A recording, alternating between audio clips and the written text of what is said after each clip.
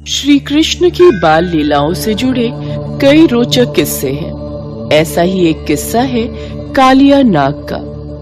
श्री कृष्ण ने अपनी लीला से उसका घमंड चूर चूर कर दिया था। ये बात तब की है जब यशोदा के लल्ला कन्हैया गोकुल में रहा करते थे। गोकुल के पास ही यमुना नदी बहती है। एक बार यमुना को कालिया नाग ने अपना घर बना लिया और नदी के पानी को अपने विष से जहरीला कर दिया। उस पानी को पीकर पशु पक्षी और गांव के लोग मरने लगे थे। श्री कृष्ण को ये बात पता चल गई और वो कालिया नाग तक पहुंचने की योजना बनाने लगे। एक दिन वो अपने सभी मित्रों के साथ खेलते खेलते यमुना नदी के किनारे पहुंच गए और जानबूझकर गेंद को यमुना की ओर फेंकने लगे। कान्हा, तुम बार बार गेंद को यमुना की ओर क्यों फेंक रहे हो? अगर गेंद यमुना में चली गई तो कौन निकाल कर लाएगा? अरे मैं भी क्या क्या करूं, बार बार गेंद यमुना की तरफ उछल जाती है। अब ध्यान रखना, मैं तुम्हारी ओर गेंद फेंक रहा हूं, तुम पकड़ लेना। कृष्ण तो यही चाहते थे कि गेंद यमुना जी में जाए और खेलते खेलते अचानक से उनकी गेंद यमुना नदी में जा गिरी। अब यमुना नदी के पानी और उसमें रहने वाले कालिया नाग के बारे में सभी को मालूम था, इसलिए मौत के डर से कोई भी नदी में जाने को तैयार नहीं हुआ। कान्हा, गेंद तुमने ही यमुना नदी में फेंकी है, अब तुम ही इसे निकाल कर लाओगे। हाँ कान्हा, अब तुम ही गेंद को वापस लेकर आओ। पर यमुना नदी में तो कालिया नाग रहता है, सुना है वो बहुत विशाल है। अगर कान्हा यमुना नदी में गया तो कालिया नाग कान्हा को खा जाएगा। घबराओ नहीं, कालिया नाग मेरा कुछ नहीं बिगाड़ सकता। तुम सब यहीं ठहरो, मैं गेंद लेकर आता हूँ। कान्हा के सभी मित्र उन्हें यमुना में जाने से रोकते रहे, पर भगवान कृष्ण नहीं माने। वो कदम के वृक्ष के ऊपर चढ़े और नदी में छलांग लगा दी। सभी बच्चे डर के मारे भागे भागे नंद यशोदा के घर पहुंचे और सारी बात बताई। ये सुनते ही यशोदा मैया डर गईं और फूट फूट कर रोने लगी। ये बात धीरे धीरे पूरे गोकुल धाम में जंगल की आग की तरह फैल गई। सभी दौड़े दौड़े यमुना नदी किनारे आ गए, लेकिन कृष्ण अभी तक वापस नहीं आए थे। नंद बाबा और देवकी मैया का रो रो कर बुरा हाल हो रहा था। तभी बलराम बोले, आप सब कान्हा की चिंता मत करो, देखना वो कुछ ही देर में यमुना से निकलकर बाहर आ जाएगा। मैं कान्हा को जानता हूँ, उसका कोई कुछ नहीं बिगाड़ सकता। बलराम ने सबको दिलासा दी। वहीं नदी में कृष्ण को देखकर कालिया नाग की पत्नियों ने उन्हें वापस जाने को कहा। पुत्र, ये लो तुम्हारी गेंद, अब तुम ज्यादा देर यहाँ मत रुको। हमारे पति अभी गहरी निद्रा में सो रहे हैं। अगर उन्होंने तुम्हें देख लिया तो क्रोध में आकर तुम्हें कोई नुकसान न पहुँचा दे। मैया, गेंद तो एक बहाना है। वास्तव में तो मैं आपके पति कालिया नाग से ही मिलने आया था। अब जब तक मैं अपनी यमुना को कालिया नाग से मुक्ति नहीं दिला दूंगा, तब तक मैं वापस नहीं लौटूंगा। तभी कालिया नाग जाग गया। कृष्ण ने कालिया नाग को यमुना नदी छोड़ने का आदेश दिया।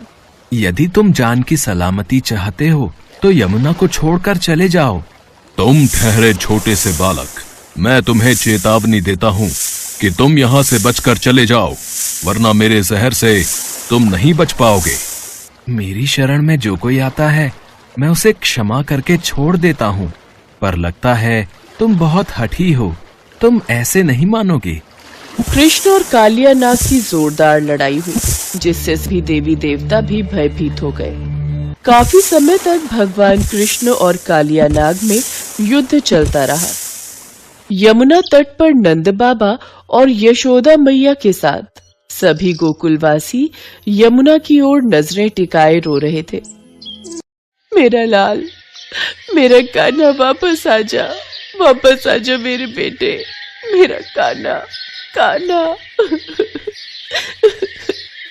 चिंता मत करो यशोदा, हमारे कान्हा को कुछ नहीं होगा, वो लौट आएगा। काफी समय तक युद्ध करने के पश्चात कालिया नाग हार गया। भगवान कृष्ण ने उसके फन को अपने चरणों के नीचे दबा दिया। कालिया नाग थक चुका था। पुत्र, तुमने मुझे मैया कहा है, मेरे सुहाग की रक्षा करो, उन्हें जीवन दान दो।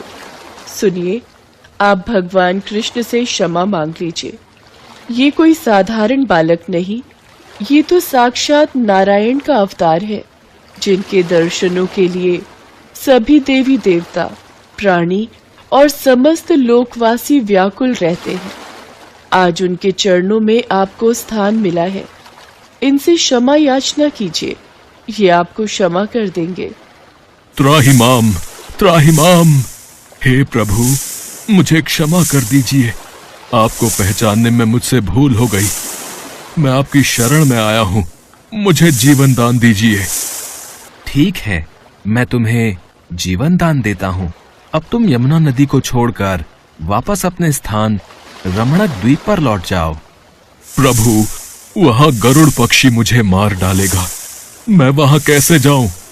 गरुड़ से ही जान बचाकर मैं अपनी रानियों सहित यहाँ आ गया था, क्योंकि सौभरी ऋषि के श्राप के कारण गरुड़ यमुना नदी के पास नहीं आ सकता।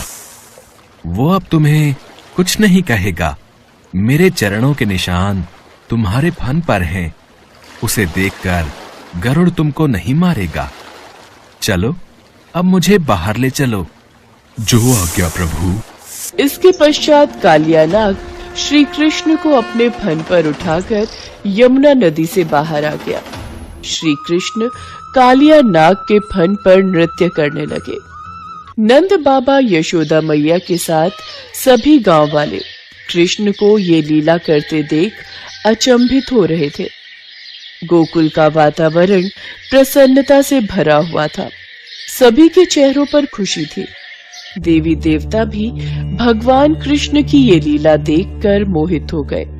और उसके बाद कालिया नाग यमुना के रास्ते अपनी पत्नियों के साथ अपने स्थान पर चला गया। कृष्ण को सही सलामत वापस पाकर सभी गांव